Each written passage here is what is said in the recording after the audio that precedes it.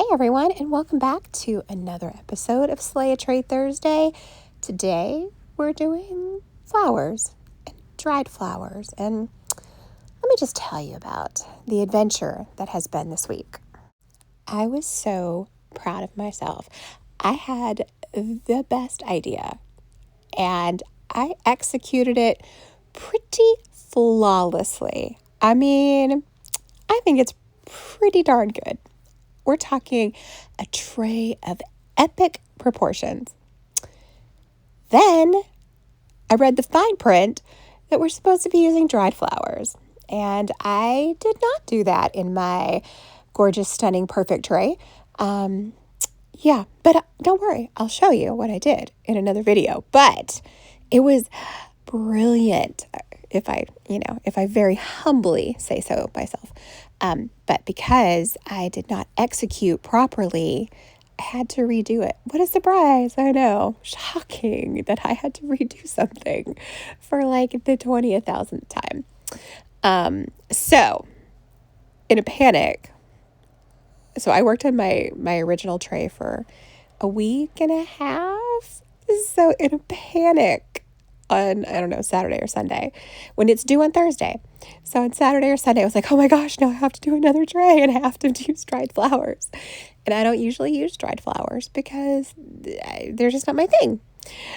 So I was like, all right, what am I going to do? So I decided to do kind of a take on dried flowers. I'm using dried flowers, but like not traditionally, not actual, chunks of flowers or, arrangements of flowers. So here's what I decided to do. I broke out my grungy mold that has seen better days, and I dusted the sides with some silver chrome powder. I love these. These are actually for nails, but they work just as well in resin. I also have the Let's Resin ones, but these work sitting here, so I just use those. Any chrome powder will do. You'll see that there's some chrome powder sitting on the bottom of the mold. Doesn't matter. I'm not going to really clean that off since that's going to be the back of the piece anyway. So I mixed up 8 ounces of resin, and then I was kind of going for like a purplish gray. So I put in 2 to 1, 2 amounts of purple to one part gray. Wow, I can't speak. I did 2 parts of purple to 1 part gray originally, but it was a little darker than I had anticipated. I think I wanted it to be a little bit more grayish than purple. So if I was going to remix it, I would definitely use a lighter purple, but honestly, it's completely fine. It's just for the background, so I think it's totally fine. So my plan is to put down the 8 ounces as a base coat. I'm going to let that cure for, 12 hours or something like that. Probably pop it on the heat mat for a little bit. And then I want to come back in and I want to incorporate some different elements. So I want to use some crushed glass, and then I want to use the dried flowers as kind of confetti-ish, not necessarily like chopped up really fine, but I think I kind of want to use some different colored flowers and put them in kind of a spiralish pattern on the tray. That's what I'm thinking right now. So let's see how that works out. I hit this with the heat gun for a good little while just to make sure that I got out as many of those bubbles as possible. You know that they're pesky and that they're very annoying and that they are always in the way. So I find the heat gun is my best friend. And can I also just confess something really embarrassing? So many embarrassing things, right? But can I just confess that I have 2 other heat guns that are brand new in the box, never opened, sitting on the shelf. I don't know how that happened, but I've been trying to rearrange my space, and I happened to notice that I have 2 brand new heat guns in the box. never opened. And this, I go back to my trusty pink one because I love it. It has resin all over it. The nozzle has touched resin so many times. There's literally resin solidified around the nozzle on the outside of it. And yet, it's still my go-to. It's my like ride or die. And can we just talk about how gorgeous this pattern is? I love the patterns that you can draw on resin. They never stay the way that you draw them. Of course not. But you know what? I'm just going to really like relish it for now. And apologies for the bright light. I redid the lighting in my studio and I need to get a diffuser to make that not so glaring and horrible right in your eye. So apologies for that.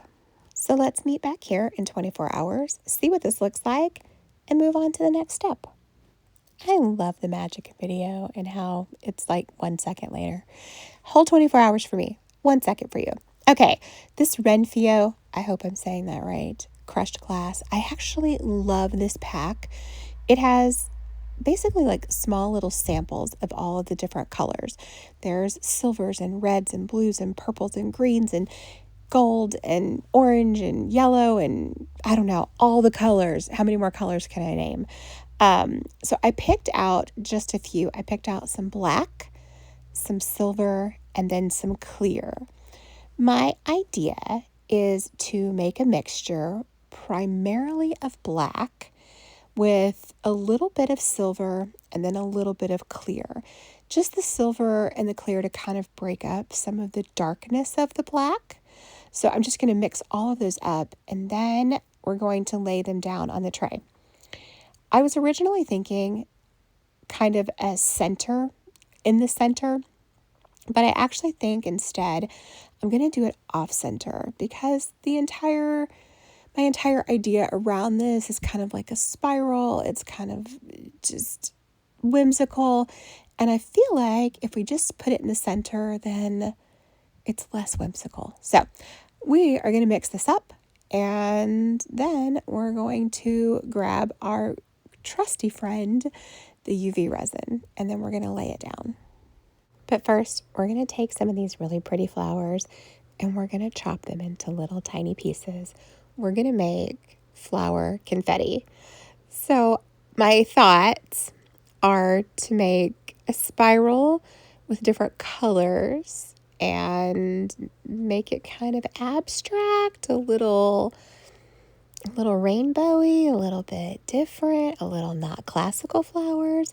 That's the idea. So I am literally going to take these little flowers and I am going to rip them apart and cut them apart until they are in fairly small pieces so that we can make them very usable in our piece.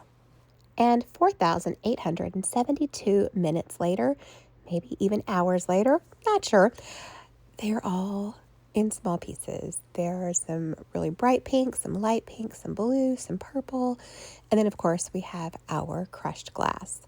And I did turn off that massive overhead light, so it's a little bit dark, but I thought it would be better than having that bright light blasting you in the face until I get a diffuser to, make it a little bit more bearable.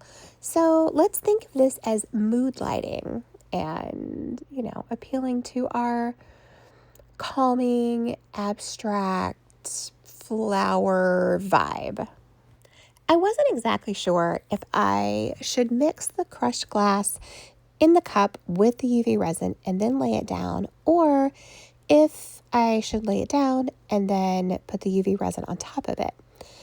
I saw pros and cons for both sides. One, if I put it down dry like I did, it makes it a lot easier to get it exactly where I want it, because once you put that UV resin on there, it gets clumpy and it's all stuck together, and it's a huge, massive pain to try and get it apart.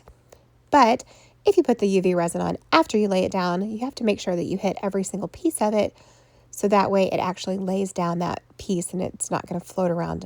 So I think there were pros and cons. I actually am happy that I did it the way that I did it, because later I tried to move around some of the pieces, and once they were wet, they're so sticky, it's almost impossible to get them to stay where you want them. I tried fighting with it for a while with 2 sticks and a micro brush to get them to behave, but that wasn't going to happen. So eventually I just said, you know what? It's fine. It's abstract. Wherever I put it, it's all good. And I did go back in and clean up just a little bit of the UV resin that went rogue and just kind of cleaned that up just a tad little bit.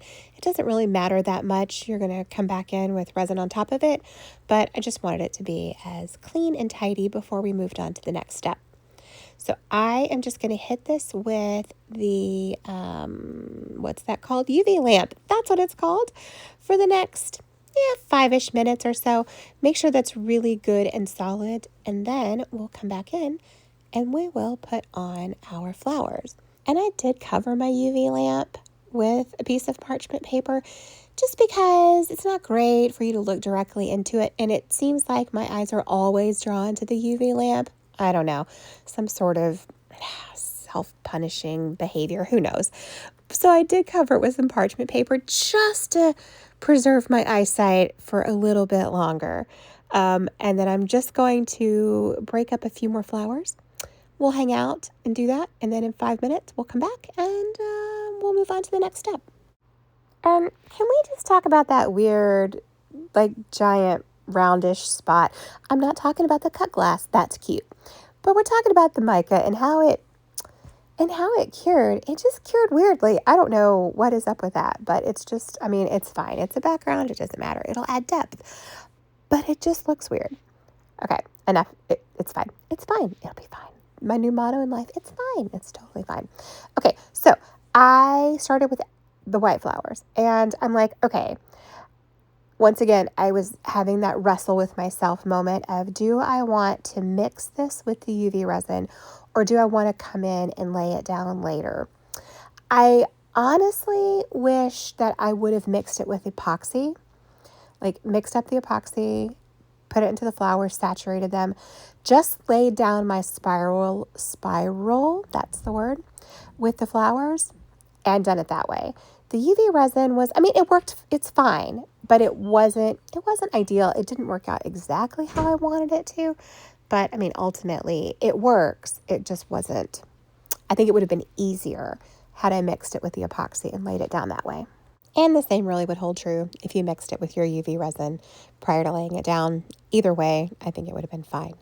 So looking at this, right? So now, after all is said and done, coming back and looking at it, I can see all of the things where I was like, oh, yeah, that's not the way I should have done that. And I do that all the time. But this time in particular, I was like, oh, yeah, that. When I originally envisioned this spiral, right? Excuse my really scary scissors there. When I originally envisioned this spiral, it was light and whimsical. And I think I got a little bit carried away and it's far too chunky.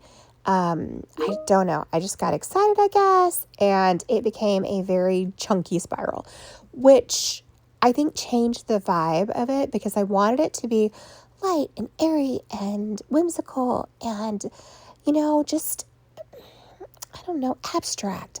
But I feel like in a way it became a big chunky monster. Not bad, just not what I was going for. But if I had hindsight on everything, I would be laying on a beach somewhere and doing nothing because I would have invested very heavily into some sort of great stock or something like that. I would be retired right now and I would be on a beach and I wouldn't be making resin videos. Well, I probably would be, but I would be on a beach and I would be drinking diet soda and listening to the waves crash and doing nothing. That would be what I would be doing now. So, hindsight, I know what I would have done differently, and we're just going to go with this. And if you look at that and go, my gosh, that is an explosion of something of epic proportions. Yeah, that's how I feel about it too. But if you were to maybe close one eye and maybe put your hand over the other eye, you could envision what I had in mind. It became much more Year of the Dragon-ish. I don't know. It kind of has that very brightly colored dragon tail esque idea going on. And if we're being completely real, right? I mean, most abstract art is really ugly. So maybe there's hope for this piece yet. Let's just go with that. Okay. So I took my UV resin and I drizzled it over it as though we were in a super fancy restaurant and they are bringing, I don't know, chocolate something to your table, and then they drizzle it with like the chocolate drizzle on the top. You know what I'm talking about. You've seen the cooking shows where they take their little, the little squeezy bottle of chocolate and they just zoom it all over the plate. That's what I did with the UV resin. That really wasn't the best plan for the UV resin though. It was fine for the most part. However, there were pieces that it missed because, well, who didn't see that coming? Once again, would have been so much better to mix it with epoxy or mix it with the UV resin before putting it down. But since I didn't do that, I drizzled it because I fancied myself an abstract art chef, yeah. The white hat, white coat. And that's okay because I went back in with some extra UV resin and I just did it again. So, you can always add more. After my very exciting UV drizzle and redrizzle and saturation, I gave it a really good cure. I cured it for about 10 minutes. I have 3 UV lamps. Please don't ask me why. I don't know how these things happen. It's kind of like the heat gun. I just don't know. I think I have a problem, to be honest. I think in the middle of the night, I'm probably like online buying stuff when I shouldn't be. But anyway, I have 3 UV lamps. So I set them all up and I cured it really, really well for about 10 minutes. I just wanted to make sure that anything that might have sunk down into the flowers, that it got really thoroughly cured. So 10 minutes on the heat or on the UV lamp. And then we're going to come back in, we're going to top coat this with some epoxy. And if you're looking at this and going, what on earth is that? You are not alone. I'm right there with you. So, yeah. Have you ever just done something in the moment and then you look back on it and you go, I shouldn't have done that. Like that time I got married and I look back and go, oh, I shouldn't have done that. That was not good. Same idea. Maybe less impactful on the rest of your entire life, but still impactful just the same. I mixed up a ton of resin, I think 16 ounces. So this mold takes about 24 ounces. But all those flowers, they displaced some of it, right? So I didn't quite need an extra 16 with the flowers, but it's all good. I pour it all in anyway, and then it spills on the table. It works out really, really well. All right, with the flowers. Remember how I said I wanted it to be light and airy and whimsical and how it turned out to be very, very chunky? Well, not only did it become very, very chunky, it became very, very chunky and very tall. Perhaps a bit taller than the mold. And I knew that was a risk. It wouldn't have been a risk if I had done it the right way, but because, well, we already went through what I did wrong. So because of that, it's pretty darn tall. I did go back in and try and cut off part of the tops of the flowers, but I didn't quite cut deep enough. So I just kind of reconciled in my mind that I'm going to have to sand. Yeah, sand.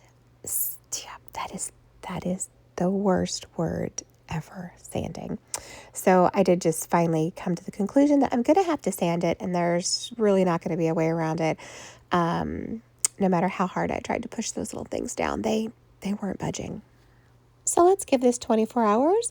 We'll come back, we'll take a look at it, and we'll see if we can do one of those like psychology tests. What is it, like the Rorschach? Is that how you say it? Tests where you look at like a blob of something and you try to like dive deep down and figure out what it is.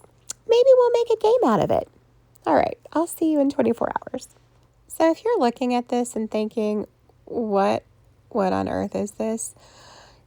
I feel the same, but I have some ideas. I have some thoughts on it. I have some really very riveting thoughts on this. So, first and foremost, I think that this could quite possibly be a game changer in the zombie apocalypse. Okay, just hear me out.